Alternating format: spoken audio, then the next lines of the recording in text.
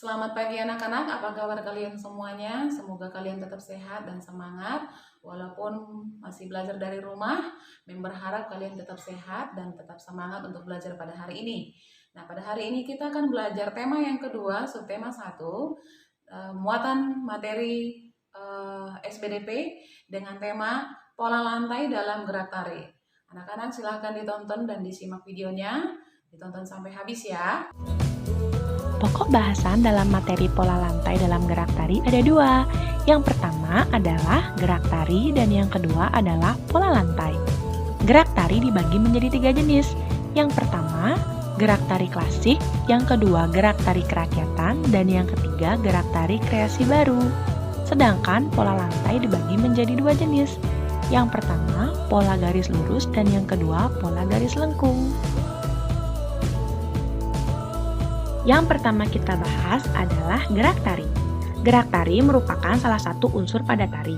Gerak tari ada berbagai macam, yaitu sebagai berikut. Yang pertama, gerak tari klasik. Merupakan gerak tari yang menirukan kegiatan manusia ataupun gerakan hewan tertentu.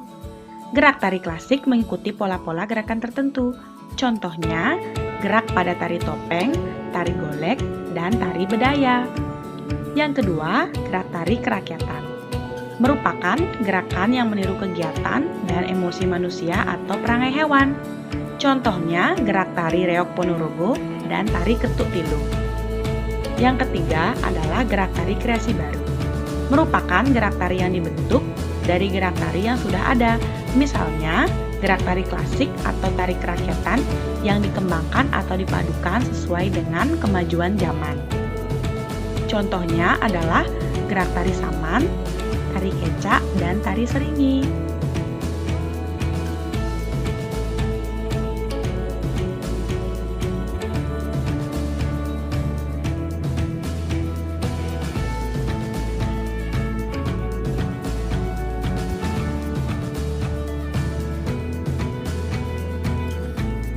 Pola lantai dibagi menjadi dua garis besar. Yang pertama adalah pola lantai garis lurus dan yang kedua adalah pola lantai melengkung.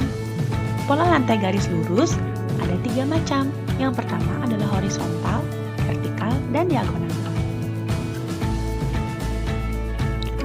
Pola garis lurus ada 7 macam. Yang pertama adalah pola horizontal, yang kedua adalah pola zigzag, yang ketiga pola segi 4, yang keempat pola segi 5, yang kelima pola vertikal, yang keenam pola segi 3, dan yang ketujuh pola diagonal.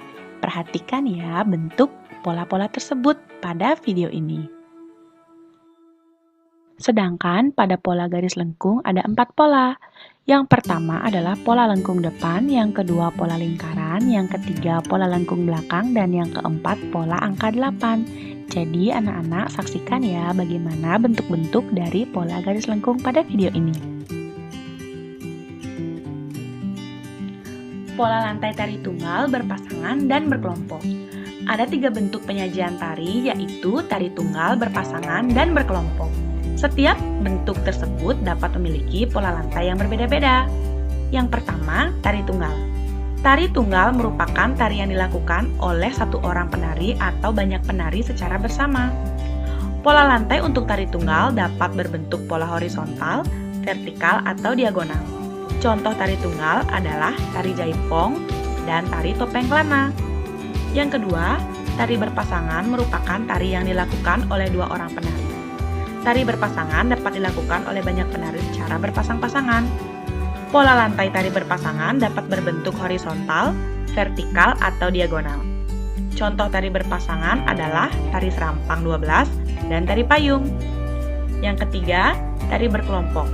Tari berkelompok adalah tari yang dilakukan secara berkelompok. Pola tari berkelompok dapat berupa pola melingkar, angka 8, atau melengkung. Contoh tarinya adalah tari piring dan tari lego-lego. Tetapi perlu anak-anak ketahui ya, bahwa contoh tari tunggal, tari berpasangan, dan tari berkelompok itu ada banyak sekali. Jadi anak-anak bisa mencari lagi contoh tari yang lain.